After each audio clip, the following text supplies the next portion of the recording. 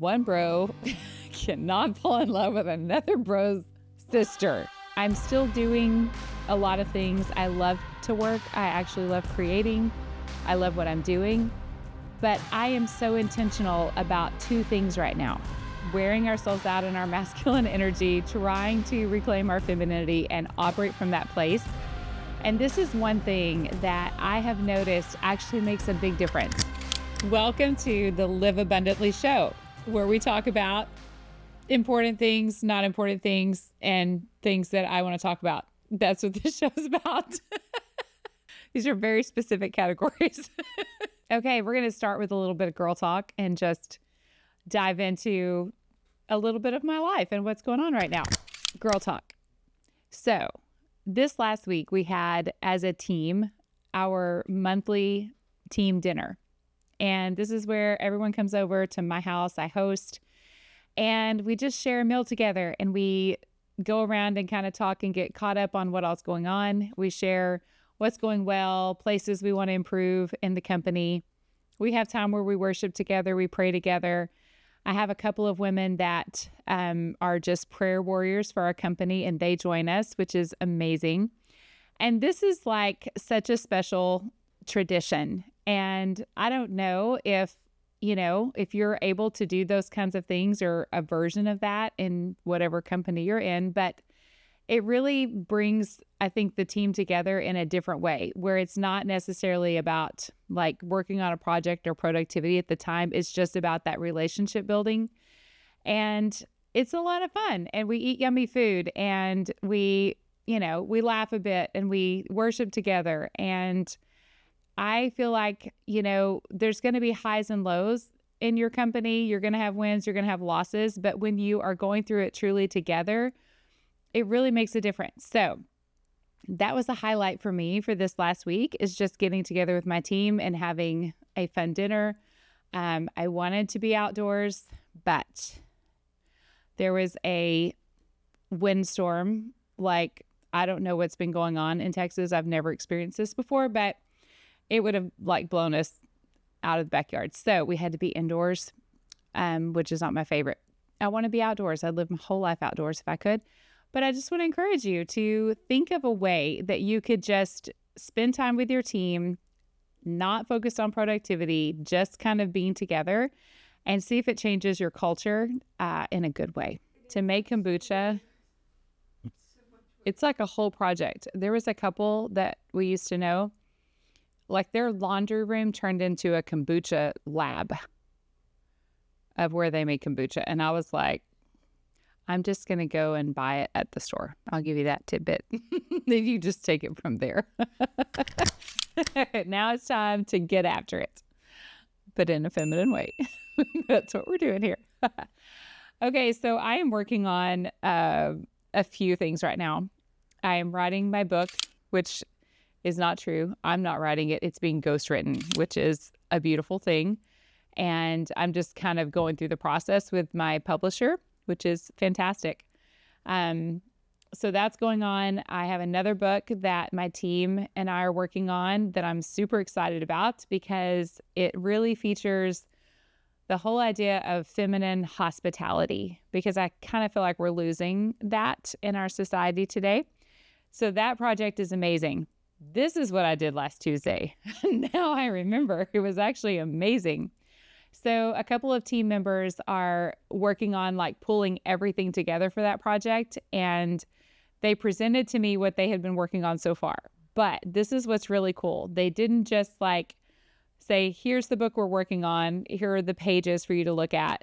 They didn't just have a PowerPoint, which they did. It was beautiful. But they created an entire experience for me. So it was they had the lavender candles and flowers, and they had made breakfast, and even I think it was a maple pecan cold brew. It was incredible. It was I got to experience what the book will be like, and even the presentation that they were giving me. So that was so much fun and over the top. Highly recommend, if you are working on something that, it can be tedious and time consuming, but if you throw in elements like that just to make it fun, it's kind of exciting. So we're working on that project. I have another book that I am working on right now, which is centered on actually what this segment is all about. It is on feminine productivity, and it's a guided journal to allow us to be as productive as ever, but doing it from our feminine essence. I love this practice. I've been doing this myself for months now before I offer it to everyone else because I like to try things out and make sure it's going to be really beneficial. So I'm working on that. We have a newsletter coming out, which I'm excited about, working on that one. A lot of content creation. I'm also recording a masterclass. So every week I'm recording more sessions for that masterclass to be released. It'll probably be 2026 because I want it to be amazing and like life-changing for everyone that joins me in that course. So I'm working on that right now. So I've got a few things I'm just listing off a few. There's other projects, but those are a few that I'll just mention in this segment. What I think is really cool about how I'm working now, I'm still doing a lot of things. I love to work. I actually love creating. I love what I'm doing, but I am so intentional about two things right now. And this may be fun for you as well. Number one, it's spring. So I am wanting to just fully romanticize my spring and embrace all that spring is. And that just like gives me life. It makes me happy and excited. And when I live my life that way, I operate at a higher creative place.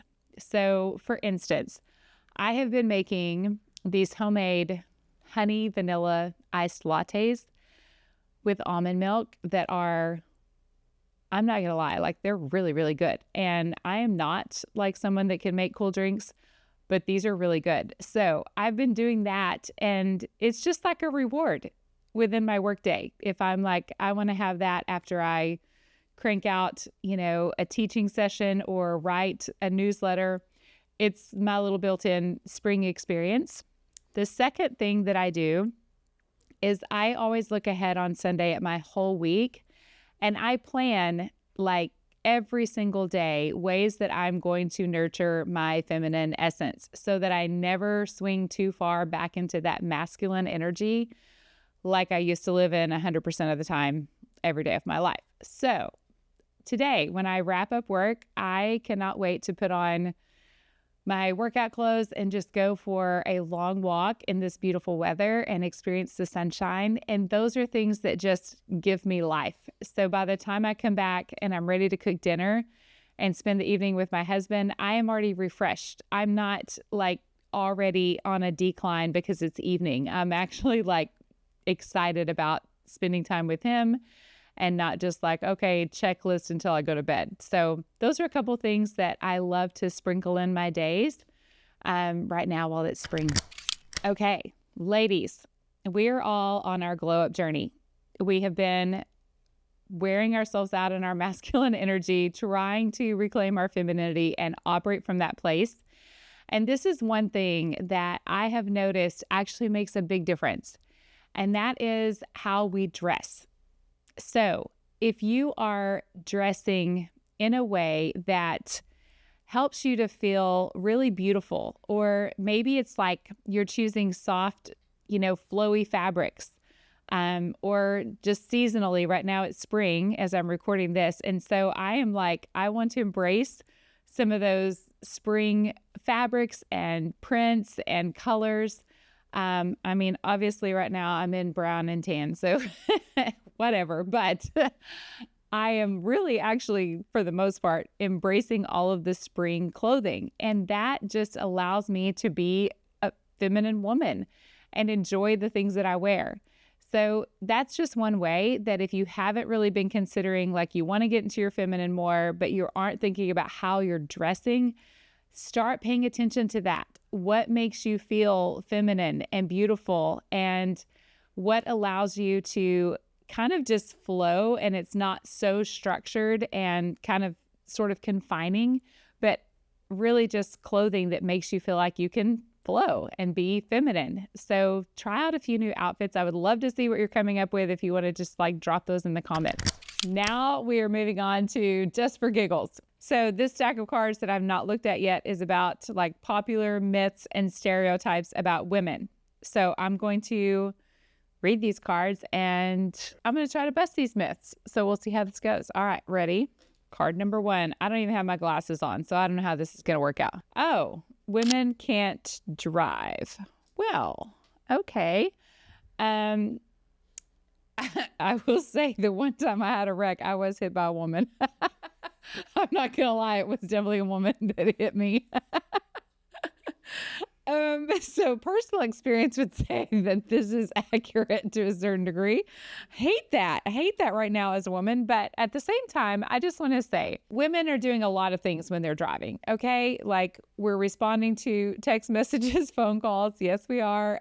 We're trying to watch a YouTube video to make our lives better and improve ourselves.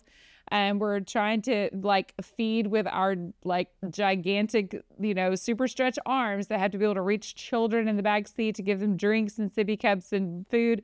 Like there's a lot that we're tending to when we're driving. So I feel like I personally would benefit from a personal driver.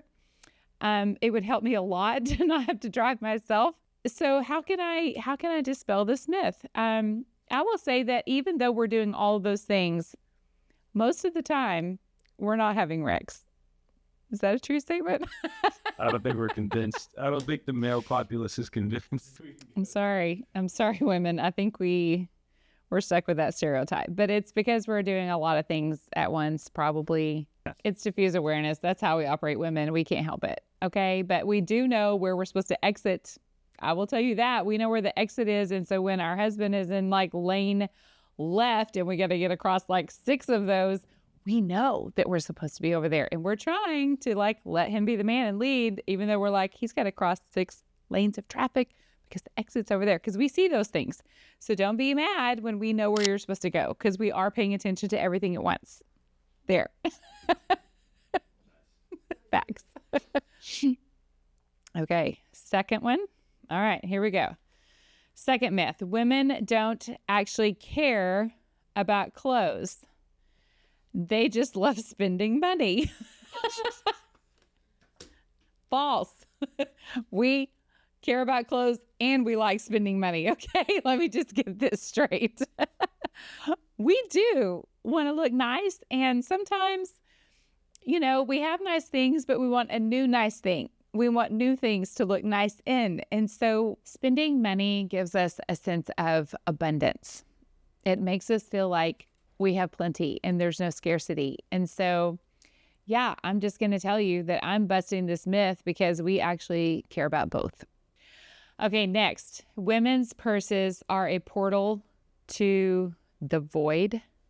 Like they're a never-ending bottomless pit. Our purses contain every valuable thing you could ever possibly imagine needing. Okay, that's what our purses contain. A woman's purse will save your life, right? Literally will save your life. She has everything. Do you need a safety pin? She has one. Do you need a lighter? She's got one.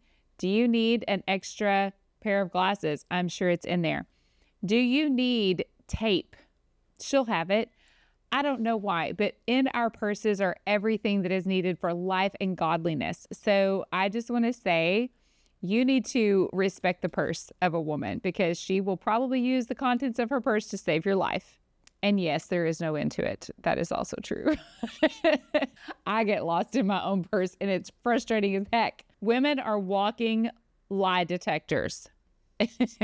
This was written by a man who has experience with a woman who was a walking lie detector. Guaranteed.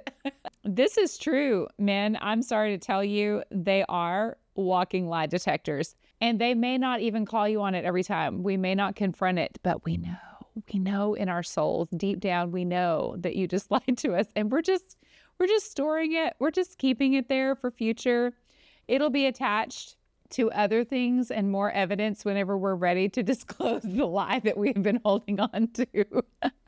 So yeah, that is true. I cannot dispel these things. These are real, actual facts. Okay.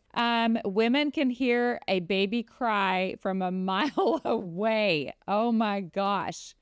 Okay, I don't know who thought these were myths. These are real life true things that actually I have evidence on all of this. So I don't know what it is about us. There is something about a baby cry that will wake us from a dead sleep. If we had not slept in 3 days, we would still wake up if we heard a baby cry.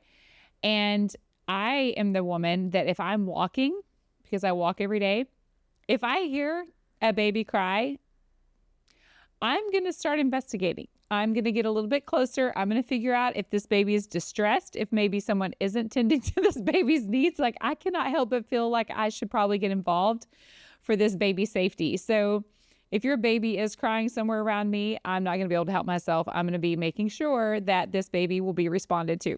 Yes, women have a secret language with each other. It's really in our facial expressions.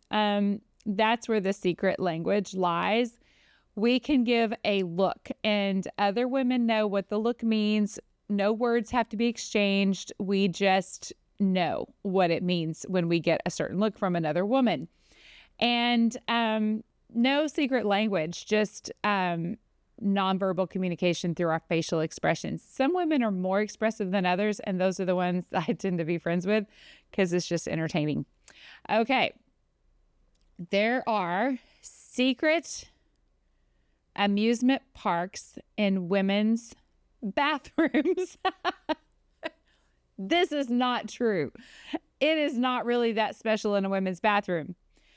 But what happens in a women's bathroom is meaningful, okay? There are deep conversations. There are women who will help another woman out. They may be strangers when they walked into that bathroom, but they will walk out long lost friends because they helped another woman in her dire need.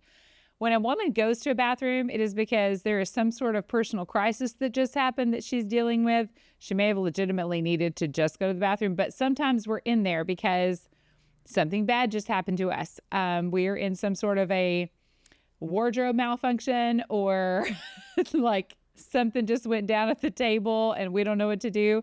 So sometimes there's like, I would say it's more of like a therapy office than an amusement park. That's what I'm going to say.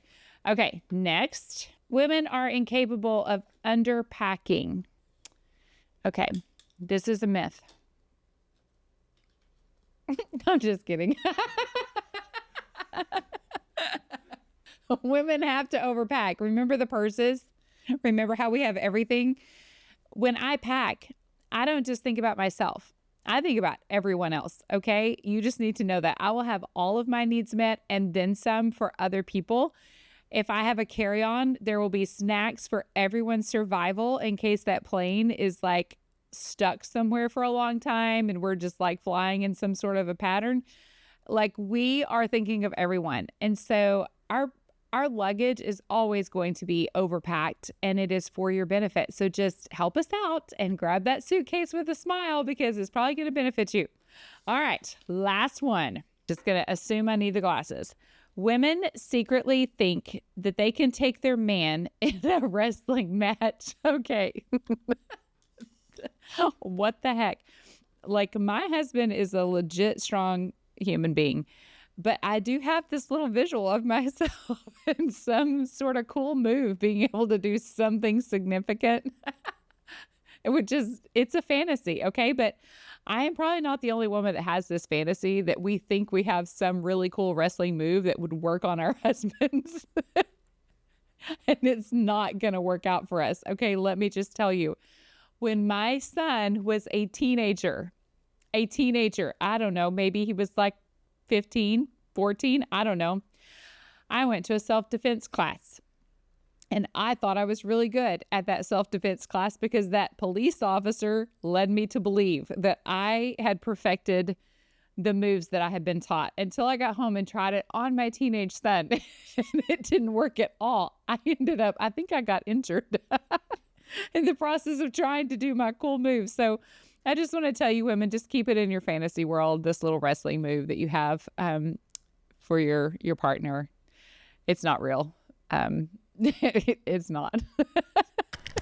Bro code explained by a woman. One bro cannot fall in love with another bro's sister. It just grosses your friend out, okay? He cannot handle the thought of his friend and his sister because his sister is gross to him. She always will be. She is just gross. So it's not okay. And guys, they are like, just don't even consider it because it's just gross. Plain and simple. A bro will never let another bro quit anything. Yeah, I don't know. I think that peer pressure was definitely invented by guys. I don't think it was ever something that a woman would have come up with because we will just tell each other, it's okay. Like, you don't feel bad about that. You just go ahead and quit. You have to take care of yourself. And guys, they're going to be like, dude, you're a loser if you quit. Like, I will never respect you again. They don't actually use those words. They say much worse words to each other. Those are just the ones that I'm going to use. But yeah, no, guys will not let guys quit on anything. And I like that about guys. Y'all keep it up. Bros never snitch on another bro. No, they do not. And actually, wait a second. I actually remember a time when a guy did. Oh my gosh. Okay. So this involves someone I will not name that I know very personally. And she was dating someone who was cheating on her. And his friend came and told her, but it was because he wanted to date her. So there's that. When you mess with one bro, you mess with his whole group. Yeah, so you got to pick the guy that's like a loner that has no friends because otherwise you have no idea how many guys are about to come after you if you start something with a guy. The first bro to fall asleep is subjecting himself to all kinds of pranks from the other bros. Absolutely. And they're some of my favorites. Okay. I used to travel. I had to make a lot of trips to Iraq, working in the refugee camps with victims of ISIS. Okay. So the rest of the team was all men. And oh my gosh, whenever the first guy fell asleep on the plane, it was game on. They did all kinds of stuff to him. And then they took photos to show him when he woke up what they had done to him. It's quite entertaining. I love it. She wants your heart, not your wallet. Agree or disagree? I agree, but the wallet's nice too. So, yeah, she most definitely wants your heart. But if you don't have any money, then that's eventually probably going to be an issue. This is makes me so inspirational and encouraging. Well, find love. We want you to find love. So be sure that when you go looking for love, that you also have a job. Okay? Because that's going to help you. I'm trying to actually be like your big sister, and I'm trying to help you out. If you're too scared to ask her out, you need to hear this. Oh my gosh, just go for it. I mean, the worst thing that can happen is that she says, I don't want to go out with you. And that's okay because you're not going out with her right now. It actually changes nothing for you for her to say no. So go for it. Risk it. If you want your man to pursue you, do this. Stop pursuing him to start with. For women, we have to allow ourselves to lean back, let him take the lead. Let him feel that you are giving him room to pursue you. And it will happen. The more that you push, the more that you pursue, the more that he goes into his passivity. And that's not really what we want. Do I have to say the question? You could say if you don't like him, but he definitely likes you. Okay. If you don't like him and he definitely likes you, this is what I would recommend that you do. Do not lead him on just so you can have that wonderful feeling of, oh, someone likes me and that makes me feel good about myself. Be kind to him and just be honest and let him know, I don't have those kind of feelings for you. And I think being straightforward allows him to put you in the right category, and it allows you to have your integrity. But your man needs this more than anything. Adventure? About why? Well, I don't know if he needs it more than anything, but Okay, fine. Okay. Men need this more than anything. They need adventure. Men are not meant to just go through the motions and have an existence that is completely predictable. They thrive when there's a challenge. And so if a man is not experiencing the challenge, the possibility that he could lose or that he could fail or that something could go wrong, then he's not testing himself out as a man. So let your man be adventurous.